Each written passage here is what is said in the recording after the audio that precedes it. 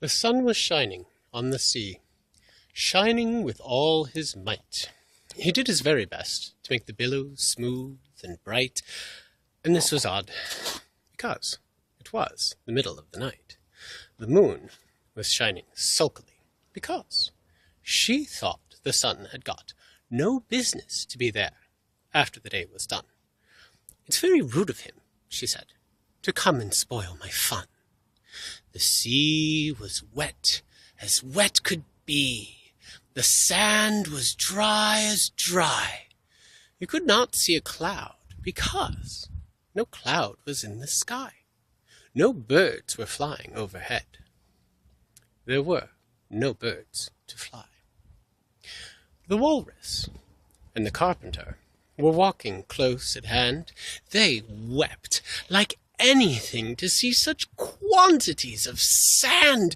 "If this were only cleared away," they said, "it would be grand. If 7 maids with 7 mops swept for half a year, do you suppose," the Walrus said, "that they could get it clear?" "I doubt it," said the Carpenter, and shed a bitter tear. "Oh, oysters, come and walk with us," the Walrus did beseech. "A pleasant walk, a pleasant talk along the briny beach. We cannot do with more than 4, to give a hand to each." The eldest oyster looked at him, but never a word he said. The eldest oyster winked his eye and shook his heavy head, meaning to say he did not choose to leave the oyster bed. But 4 young oysters hurried up, all eager for the treat. Their coats were brushed, their faces washed, their shoes were clean and neat, and this was odd, because, they haven't any feet.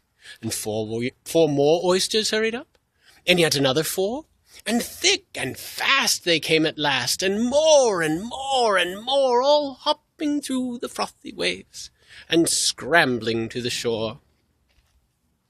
The Walrus and the Carpenter walked on a mile or so, and they rested on a rock, conveniently low. "The time has come," the Walrus said, "to talk of many things, of shoes and ships and sealing wax, of cabbages and kings, and why the sea is boiling hot, and why the pigs have wings." "But wait a bit," the oysters cried, "before we have our chat, for most of us are out of breath, and all of us are fat." "No hurry," said the Carpenter. They thanked him much for that. "A loaf of bread," the Walrus said, "is what we chiefly need. Pepper and vinegar besides are very good indeed. And if you're ready, oysters dear, we shall begin to feed." "But not on us," the oysters cried, all turning a little blue. "After such kindness, that would be a dismal thing to do." "The night is fine," the Walrus said. "Do you admire the view? It was wonderful of you to come, and you are very nice." The Carpenter said nothing but, "Cut us another slice. I wish you were not quite so deaf. I've had to ask you twice." It seems a shame," the Walrus said, "to play them such a trick after we brought them out so far and made them trot so quick." The Carpenter said nothing but, "The butter's spread too thick." "I weep for you.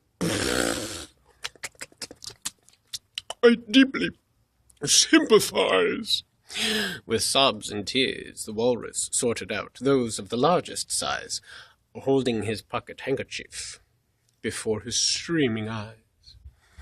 "Oh, oysters," said the Carpenter, "you've had a pleasant run. Shall we be trotting home again?" But answer came there none. And this was scarcely odd, because they'd eaten every one.